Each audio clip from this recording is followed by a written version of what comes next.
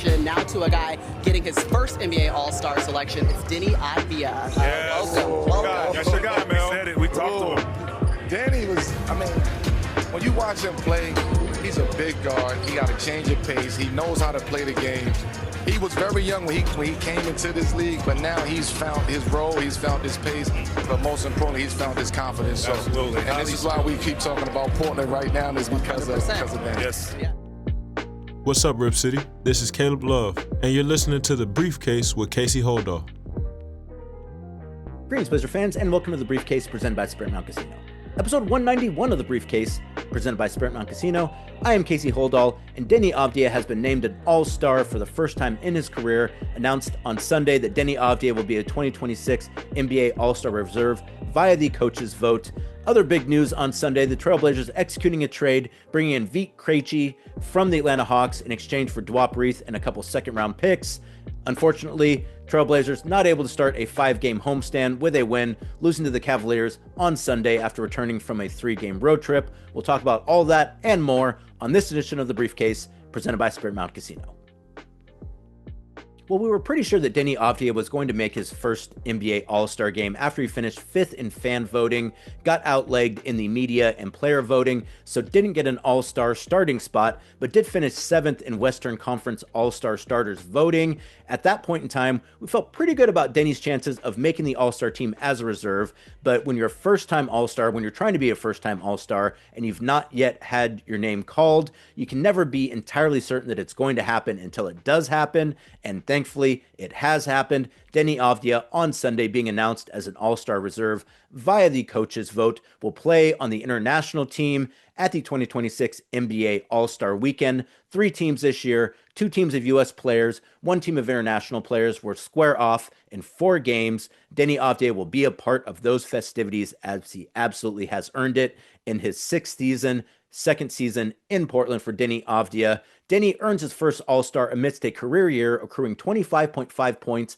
on 46.7% shooting from the field, 35.6% shooting from 3, and 80% shooting from the line to go with 7.2 points, 6.7 assists, 0.8 steals in 34.6 minutes per game this year in 44 appearances, all starts. In his 6th season, Deni Avdija is one of 3 players in the NBA averaging at least 25 points, at least 7 assists, and at least 6 rebounds, while ranking top 15 in the league in both points and in total assists.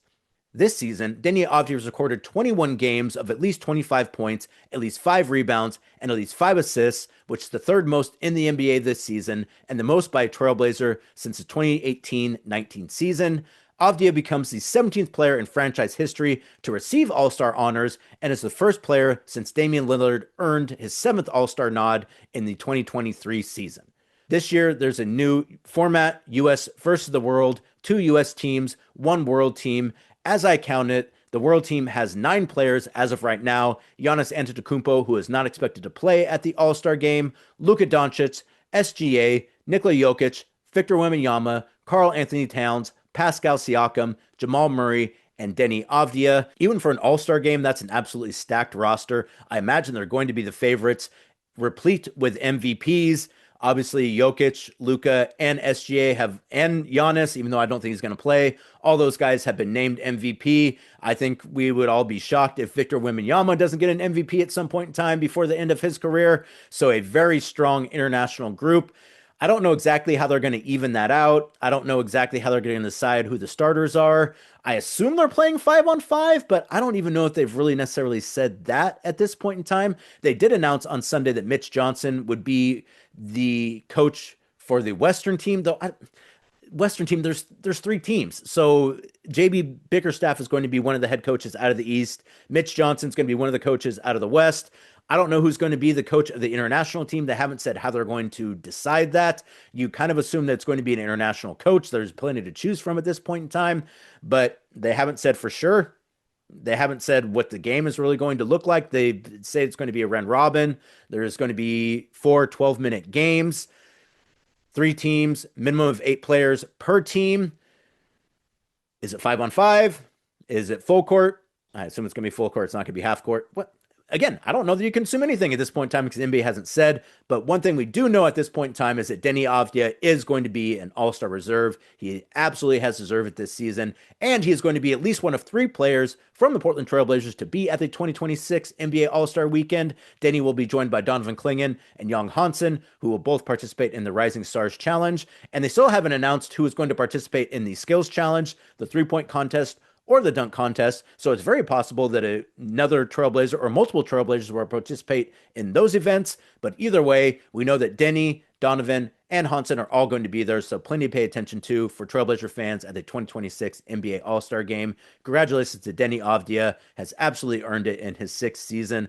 A guy who, he talked about it, if the Blazers hadn't been as good of a team as they've been this season, Deni probably doesn't get recognized for what he's done this year, though with the stats he's put up, I think it'd be hard to ignore. The fact that only Luka and Jokic are putting up the same numbers that Deni is putting up this year, be pretty odd to leave him off that team. But as I mentioned, when you're trying to make your first all-star team, you basically can't leave anything to chance. You got to do multiple things. You have to be on a team that is winning, or at least winning enough. You have to put up the numbers, and you have to play an important role on your team, and your team has to have success in large part because of the way you play, and that is absolutely the case for Deni Avdija this season. I thought that Thiago really put it well that, with as many injuries that the Trailblazers have had this season, particularly all at the guard position, Deni really had to change the way he's played. He had to become much more of a facilitator, much more of a point forward, and he has absolutely thrived in that role, has really taken that next step. And that's what happens in the NBA a lot of times. You don't necessarily know that you can do something until you're put in a situation where you have to do it. And this year, Deni has been put in a situation where he had to be the Blazers' primary facilitator, primary ball handler, and he has absolutely thrived in that role. As the Blazers are getting healthy, hopefully a chance for Deni to maybe take what he's been able to apply as a primary ball handler and apply it more to his role as more of a point forward guy. But either way, a phenomenal season for Deni Avdija. Absolutely deserves the accolades in his 6th season. His 2nd season in Portland will be great to see him at the NBA All-Star Game, which will be on February 16th at Intuit Arena in Los Angeles. Well, quite a bit of news for the Trailblazers on Sunday. Outside of Deni Avdija being named an All-Star reserve, it was announced on Sunday that Trailblazers has acquired Vit Krejci from the Hawks in exchange for Duop Reath and 2 second-round picks, a 2027 second-round pick that they had acquired via Atlanta, so sending Atlanta their pick back, and a 2030 second-round pick via the New York Knicks. Hailing from the Czech Republic and competing in his 5th NBA season, Krejci has accrued averages of 9.0 points on 46% shooting from the field, 42% shooting from 3, 2.1 rebounds, and 1.5 assists in 22.3 minutes per game this season, in 46 appearances, 8 starts with the Atlanta Hawks. Krejci is averaging 2.2 made three-pointers this season and is top 20 in three-point percentage at 42%. He's shot better than 40% from 3 in the last 2 seasons. He will wear 27 for the Portland Trail Blazers. A very smart trade for the Portland Trail Blazers, bringing in Vit Krejci. Obviously, the Trailblazers, a team that needs three-point shooting, one of the worst three-point shooting teams in the NBA by percentage, but a team that wants to take a lot of three-pointers. So bringing in Krejci obviously is going to fill a need for the Trailblazers. Never happy to see a guy like Duop Reath go, but once he broke his foot and was going to be out for the season, you kind of assume that that was probably the end of it for Duop Reath. Everyone loves Duop. Everyone wishes him all the best, but the Blazers are at 15 roster players. That is the maximum, and they need to bring in guys who can go in and play this season, and Krejci is a guy who can absolutely do that.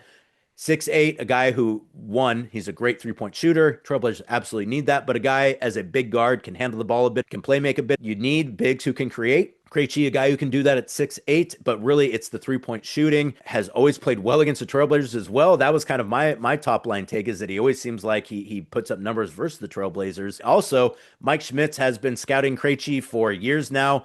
As is always the case when Trailblazers make a trade, everyone goes to Mike Schmitz's old Twitter account to see if he's ever talked about that player, and sure enough, multiple tweets about Krejci during his time in the Czech Republic. Played in the U18s versus Deni Avdija and Israel. Deni saying that the Czech Republic was the only team they didn't beat in that tournament. Krejci having a great game versus Deni in that one. So that's something that Deni remembers. I'm sure Krejci remembers it as well. So really just nice bit of business for the Trailblazers. Again, trading Duop Reath, who, he was in a contract year. I think a lot of us assumed that this was probably going to be the last year for Duop in Portland regardless. And even if he hadn't broken his foot, I think the assumption, Duop not having played a whole lot this year, was that maybe he might get cut in order to make room for one of the two-way guys. Obviously, that is not going to be the case. They ended up using that spot to bring in Krejci, which makes you also wonder, too, what is left to do for the Trailblazers before the NBA trade deadline, which is on February 5th. Are they going to make another deal to clear up a spot or potentially two spots? There's obviously been a lot of talk about wanting to retain both Caleb Love and Sadie Sissoko, both those players coming up on their 50-game limit as two-way players. So we'll have to see if the Trailblazers, if they do make another deal to open up a spot to sign one or both those players to full NBA contracts. And if not, what decision do they make at that point in time? Do those guys just go and play with the remix for the rest of the season? Do they cut a guy who's already on the roster? Not entirely sure how that's going to play out, but we'll know soon enough. But what we do know is Trailblazers have made a move, sending Duop Reath and 2 second-round picks to Atlanta in exchange for Vit Krejci. Not entirely sure when he's going to be in Portland. You would assume it'll be sometime this week. I don't know exactly where the Hawks were at. I don't know if they're on a road trip. Usually that happens pretty fast. So if he's not available for Tuesday's game versus the Suns, you would imagine he will be available for the games versus the Grizzlies at the end of the week. But either way, Trailblazers with a nice bit of business there. Joe Cronin and his staff with a nice value trade for the Trailblazers, addressing an area of concern. They need more shooting on this team, as everyone knows.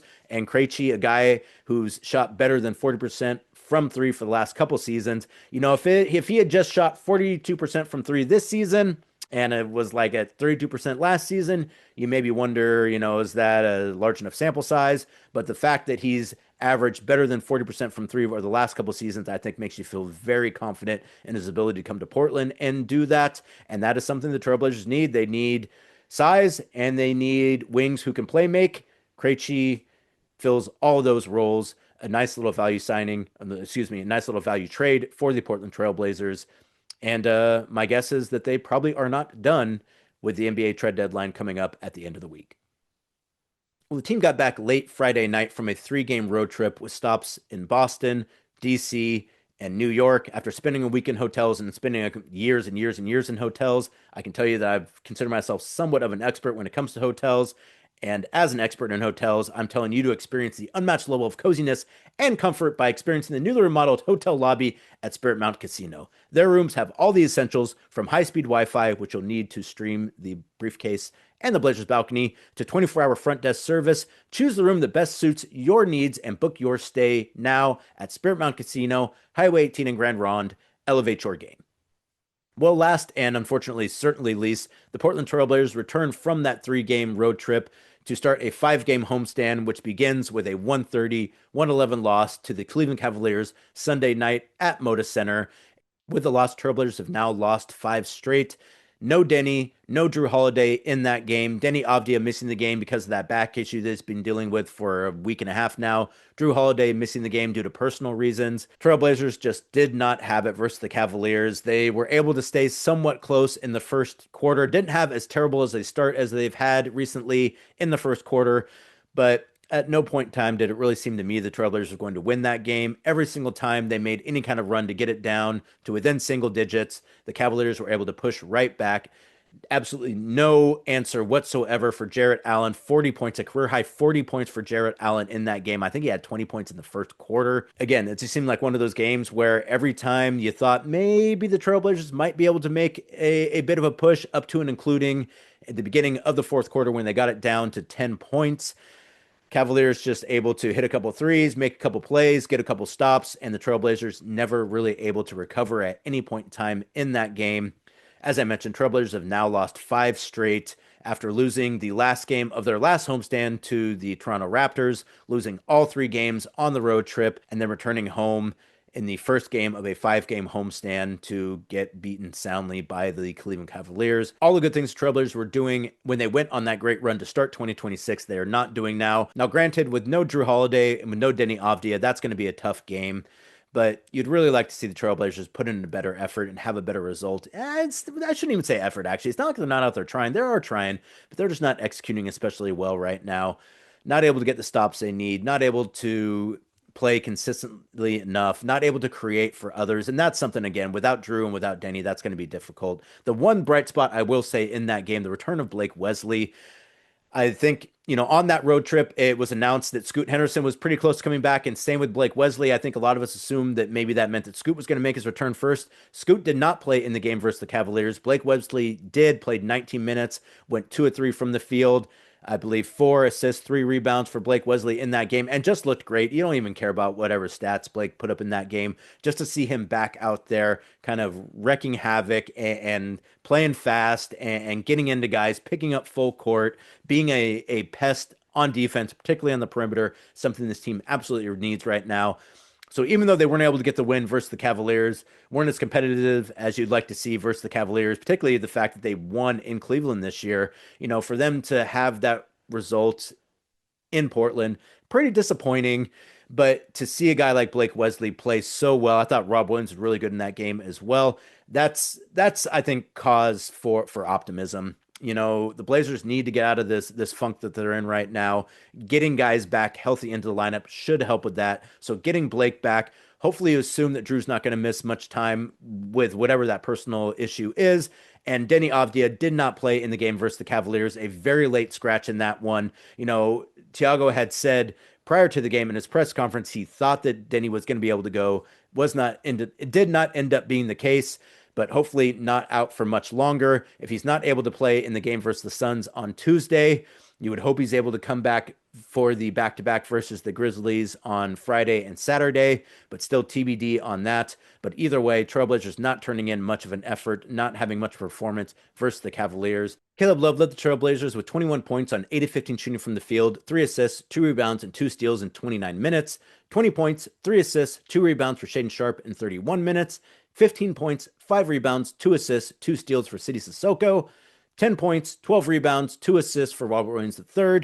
15 points, 2 rebounds, and assists for Jeremy Grant. And as I mentioned, 5 points, 4 assists, 3 rebounds, and a steal for Blake Wesley in 19 minutes. Thiago had said that they played Blake a little more than they wanted to play him, but I thought he looked great. My assumption is he'll be under a minutes restriction for a couple games, maybe as much as a week. And then at that point in time, probably able to get him back out there to play consistently. Also fully expect Scoot Henderson to be back out there sometime in the very near future. Would imagine that Jrue Holiday will be back in the lineup sometime soon. Hopefully Deni Avdija will not be out too much longer with that back issue. So Trailblazers getting healthier, getting players back into the lineup. Hopefully getting those players back and acclimated will help them get off this slide they're on right now. As I mentioned, Trailblazers have lost 5 straight and not looking especially good in any of those 5 games. When you sometimes... you lose some games and you feel like you played well, but just a few things go wrong and maybe you're just not able to get rid of the hump, particularly when you string a few of those games together.